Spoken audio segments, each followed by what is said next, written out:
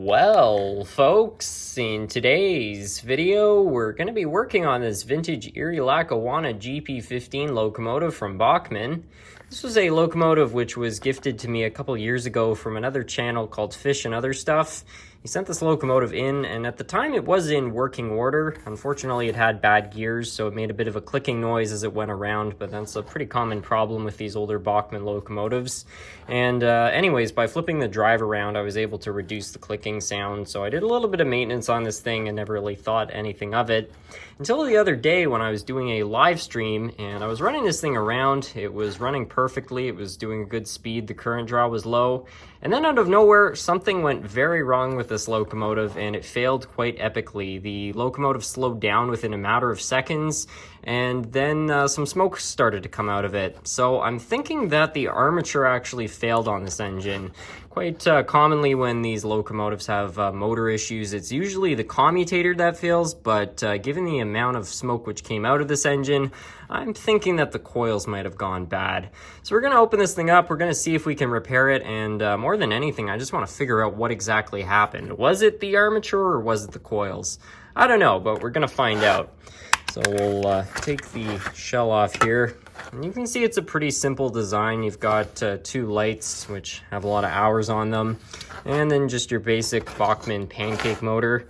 So we're going to try to remove this thing. The best way to do this would probably be just to remove these two screws. You have to be careful when you do this because there are springs right behind these plates, so they might fly out if you're not careful. There's one of the springs. And that right there is already one of the signs that this motor has overheated, because usually when too much current goes through these springs, they deform, which is exactly what's happened here. This one should be about double the size. And I expect the opposite one to be quite the same.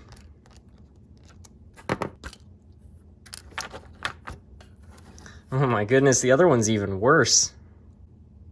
Well, this is starting to make me second guess myself. Maybe it was the commutator that failed.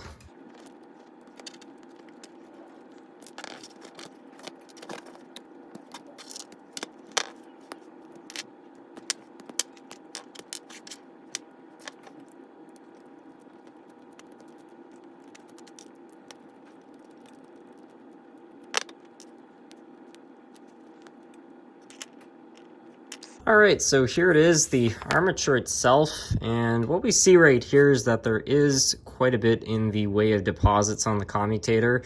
So it's not impossible that this was the point of failure.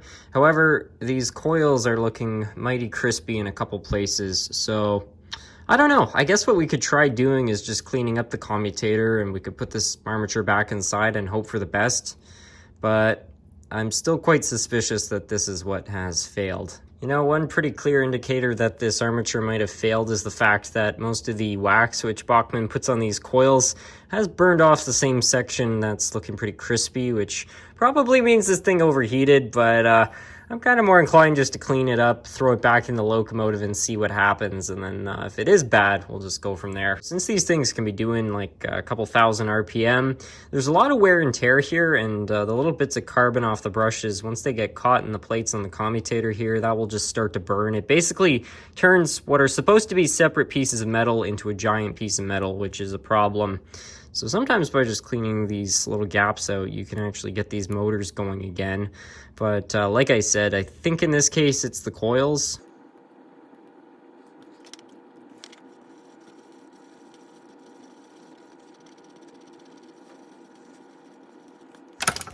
Well, that's looking half decent. Now why don't we put it back inside here.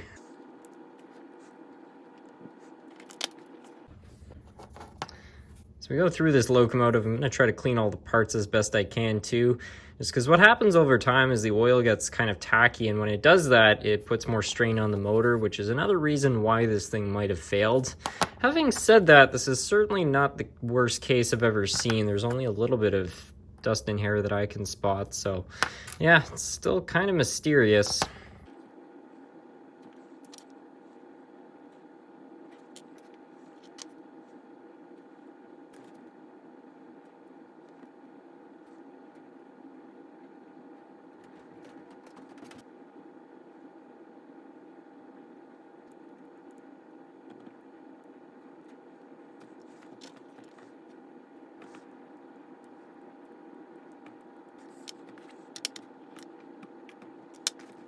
All right, so got all the gears and everything looking a lot better. I think that maybe this locomotive had a little bit more oil and grease than I had originally thought, so it's starting to become a little more clear as to why this motor might have failed. So hopefully now that we've got all that stuff out, it will work a little bit better. Again, we don't know that this motor is in good shape, but at the same time, the community also renamed it the Erie Hakawana because it's a engine which produces smoke. So I don't know, maybe it's part of its identity now.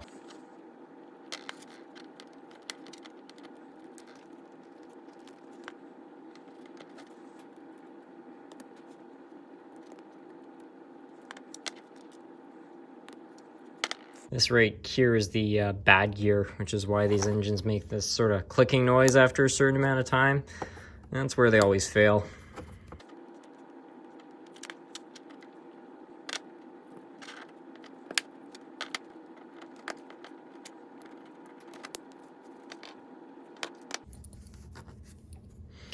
Now we're going to take these springs here and we're going to try to stretch them back out a little bit.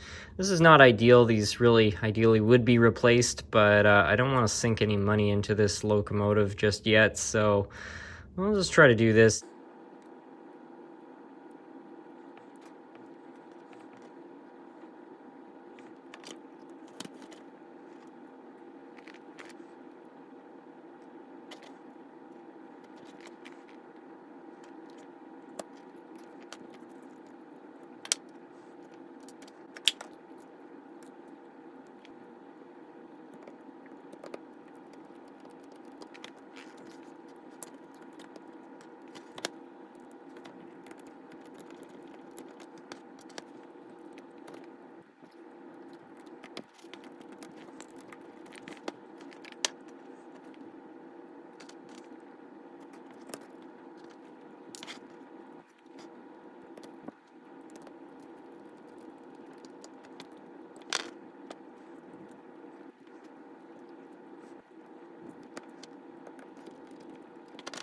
Well, I think at this point we can throw the shell back on it, take it over to the track, and see if that did anything whatsoever to it. Expectations are not very high considering how that armature looked, but let's give it a chance here. I'm pretty sure this thing is going to do one of two things. Either it's going to start and run for a little while, or it's just going to burn up right here on the spot. But there's that off chance it will actually run, so let's give it some power. I saw it move for just a second there.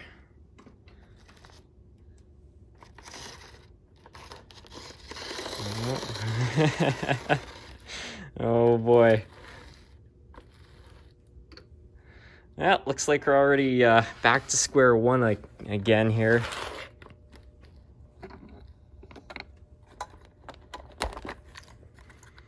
Ay, ay, ay. So that didn't go all that well. It seems like the legend of the Erie Hakawana lives on here. I was kind of expecting something like that to happen, but at least this time we know it was in fact the coils and not the commutator, so we can go looking for spare parts and see if we can get this locomotive going again, which shouldn't be too hard because I am quite confident that I have parts for one of these old pancake drives. They're pretty simple. That's just the unfortunate truth about motors like this. You know, you can usually clean the commutator and get them back, but when the coils go, it's basically the genie's been let out of the bottle and it's never going to go back in there. So yeah, the magic smoke is out of the locomotive. Now we need to find a new motor for it. So let's see if we can find ourselves a replacement armature. I feel like there's got to be at least one amongst all these parts.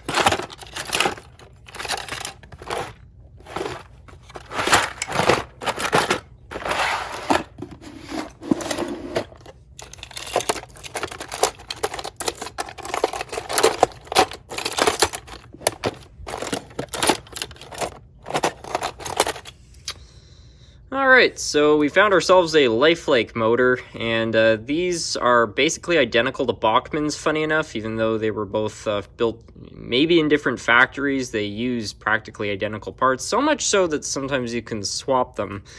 So we'll see, this might just have what we're looking for. I'm not entirely sure if the armature in this is even good. I can't remember what it ended up in there for, but in any case, we'll see if we can get this open here.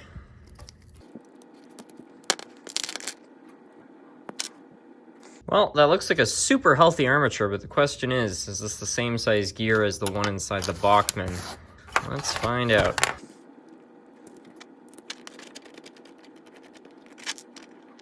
Oh, good to see the spring didn't fail that time.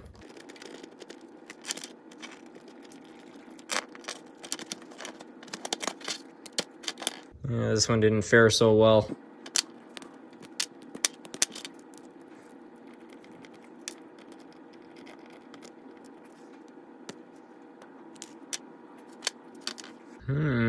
They look very similar, don't they?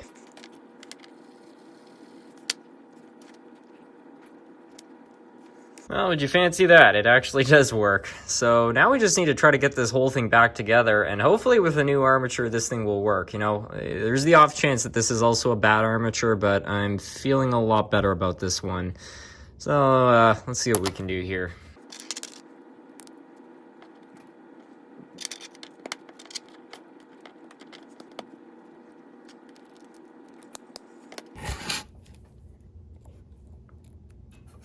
Tell you what, you know you've messed up when you can't test your shady locomotive because your shady controller also has a problem. This right here is not an ideal way to test out a motor, but what I don't want to do is put this whole thing back together just to discover this is also a bad armature. So we're just going to feed some wires down into the down to the brushes here, and we'll see if that does anything. Ooh, that does not seem good.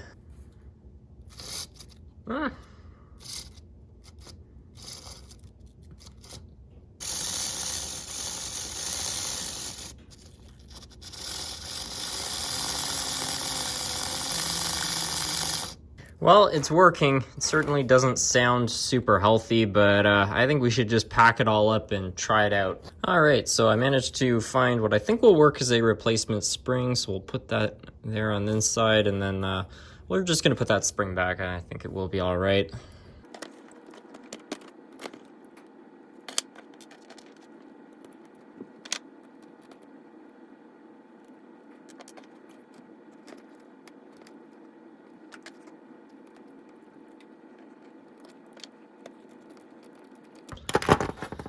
All right, let's go see if that works.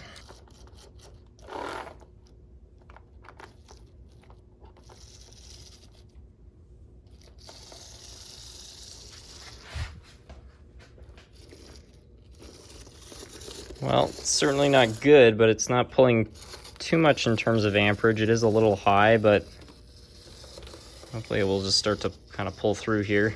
That or it's going to burn out again. I don't know.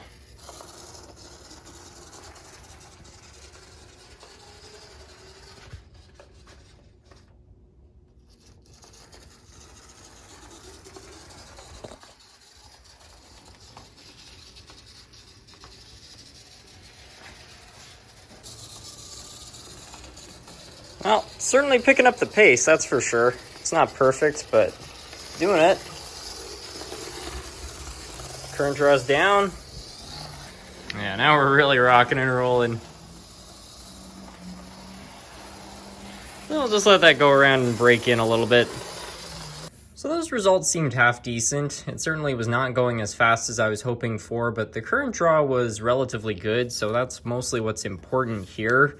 One thing that I did notice though, and it might explain the low speed problem, is that the light was flickering quite a bit, and that's actually kind of a good sign in this case because the light obviously picks up power regardless of whatever the motor's doing. So if it's flickering, there's an electrical issue, and I had a look at these wheels, and I don't know, it's kind of remarkable that the engine was running as well as it does. Like, these are super oxidized, so I'm definitely going to clean those down as well as the contacts inside here, and hopefully that will get this locomotive running a little bit better. I'm starting to think that this locomotive might have been involved in a flood, actually. Just considering how dirty everything is and the fact that it's all kind of caked on, I'm thinking this thing had to have been underwater at some point, and it's really not an inconceivable thing because a lot of people keep their trains in basements, so I've heard tons of stories of these things being involved in floods. Maybe that happened here, I don't know. Either way, we'll try to fix it up. I also need to put that clip back.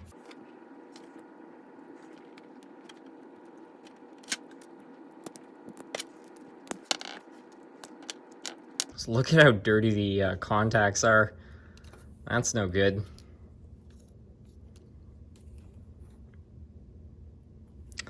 It's actually a good thing that we open these up too, because these wheels are super dirty, which was probably also adding more strain to the drive.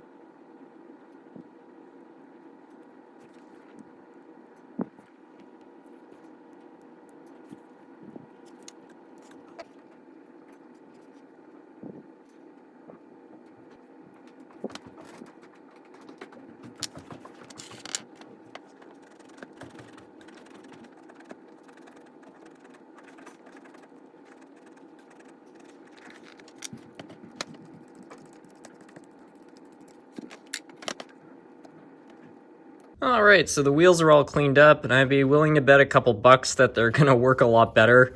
One thing that's important when you're reinstalling these, though, is that you put the insulated sides on the same side. Just something to note. Anyways, we'll throw those back in there.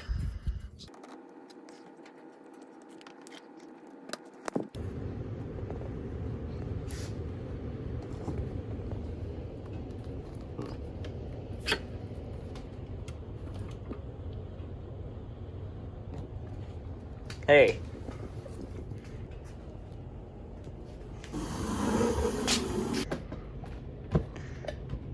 That's a good kitty.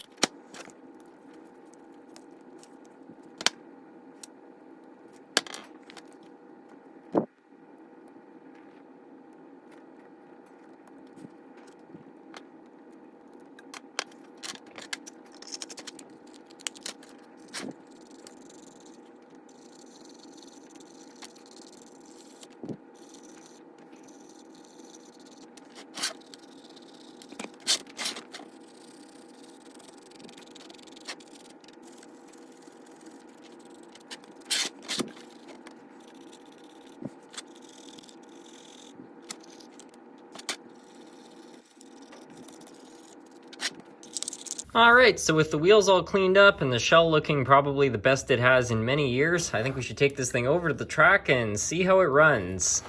I really hope this thing runs half decent now that we've got the wheels all cleaned up. I don't see how it would have made it any worse, but you never know. Anyways, let's give this thing some power. Yeah, there we go. Not even a hesitation.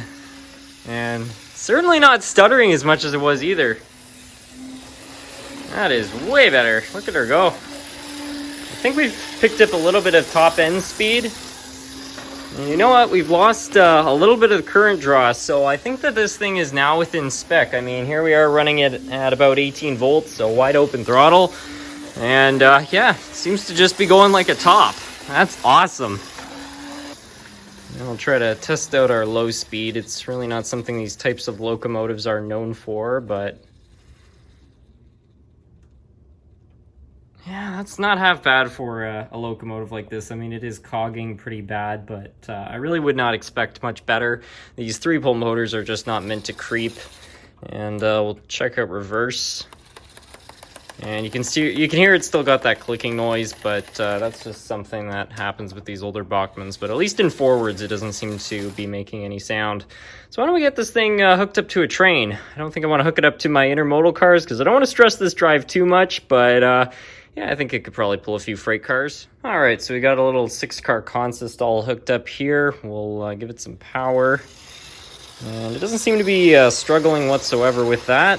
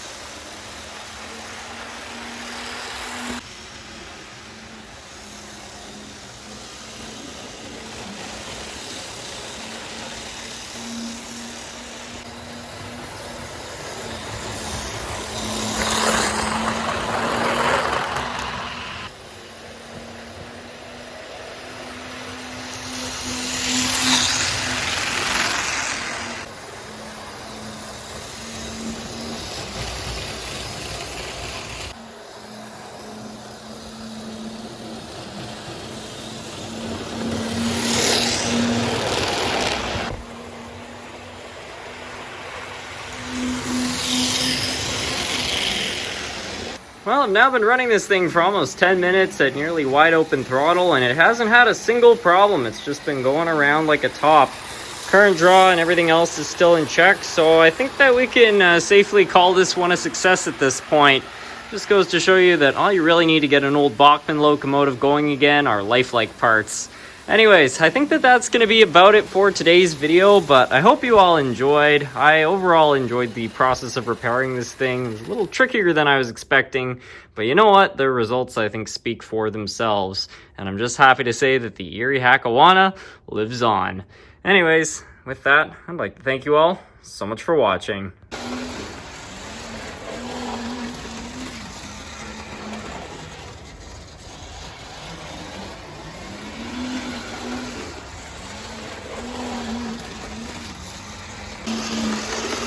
Checking this thing out. You even handle the mountain layout pretty well, and for whatever reason the headlight, which I thought was burnt out, has started working again. Check it out.